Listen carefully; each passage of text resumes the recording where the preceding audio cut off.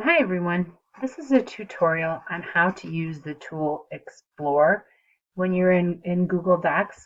So what you want to do is I'm just at the beginning of writing the paper of the toy development theory. And this part is on the second page. You go here, there's some information there, and if you scroll down here is your example. So this is a toy that I'm going to write about for a 5-year-old girl, and it's called the Freewheeling Walkabout from Young Explorers. Okay, well, what I want to do is I want to cite this Young Explorers just so you know where I got this information from. And I'll show you just a real easy way to do it, or the way I thought it was easy to do it. You scroll down to the bottom here. Let me move my screen a little bit here. And you see this tool, and it's called Explore. So you just click on that, and you're going to, it's like a Google search tool, and all you need to do is type in Young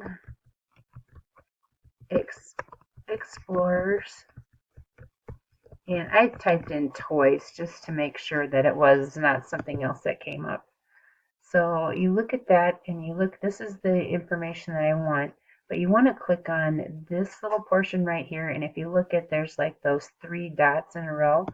You click on that and make sure it's clicked on the APA format. So that's what you want to be sure to be clicked on.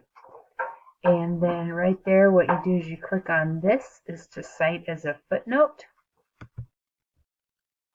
and then it types it in right there. So if you don't want to put footnotes, what you can do is you can highlight this right here. You can go down here if you want to put your resources at the bottom of your page. Type resources. And then you just go ahead and copy this. And it gives you your resource right there. So that just shows you how to cite things in APA format using Explore. I hope you find this tool useful.